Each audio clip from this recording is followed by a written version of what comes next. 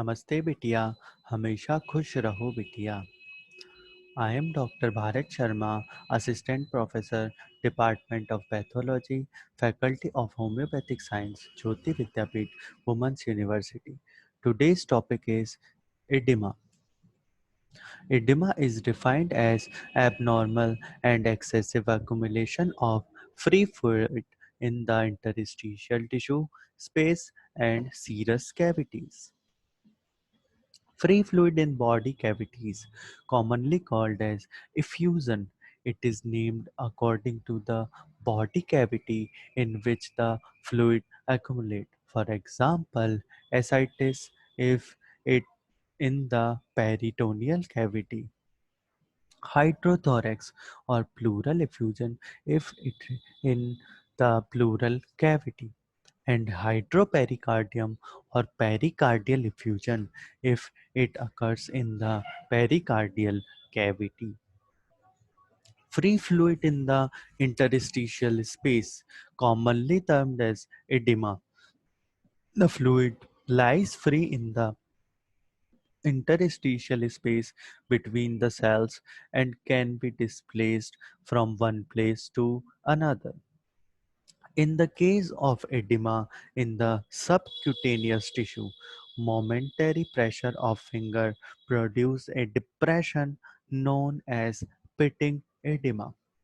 The other variety is non-pitting or solid edema, in which no pitting is produced on pressure. Examples are myxedema and elephantiasis. Edema may be of two main types. First is localized when limited to an organ or limb, that is lymphatic edema, inflammatory edema, allergic edema, pulmonary edema, and cerebral edema.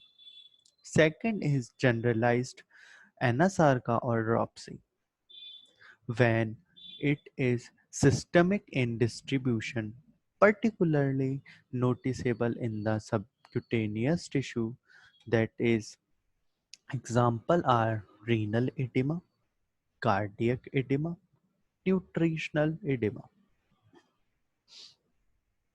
Depending upon fluid composition, edema fluid may be transudate, which is more often the case, such as an edema of cardiac and renal disease, or exudate, such as in inflammatory edema. Important types of edema: renal edema, pulmonary edema, cerebral edema, cardiac edema, hepatic edema, nutritional edema, and myxedema. Pathogenesis of edema. Edema is caused by mechanisms that interfere with normal fluid balance of plasma, interstitial fluid, and lymph flows. The following mechanism may be operating singly or in combination to produce edema. First is decreased plasma oncotic pressure. Second is increased capillary hydrostatic pressure.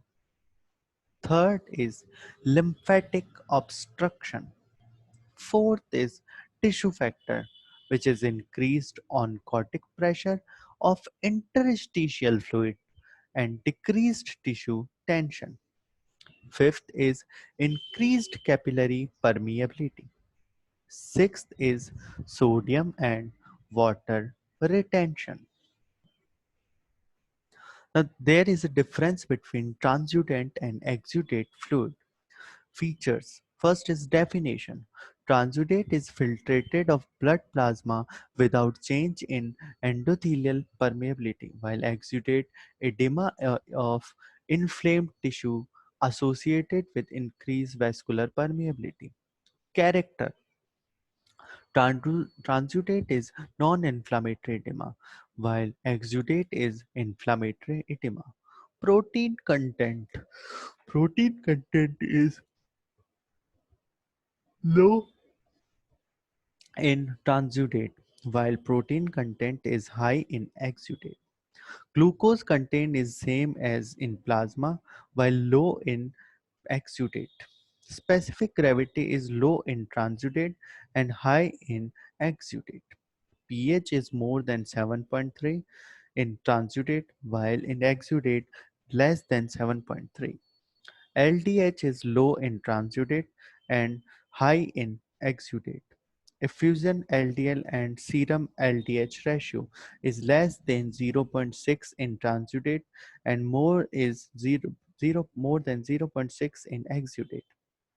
Cells are few cells, mainly mesothelial cells and cellular debris present in exudate, while many cells, especially inflammatory cells as well as parenchymal cells present in exudate.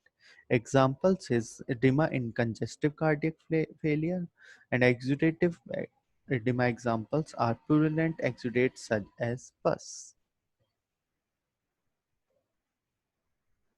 This session is powered by Digital Version 2.0, Jyoti Vidyapeeth Women's University. I hope you all enjoy this session. If you have any query, please mention it in comment box. Thank you.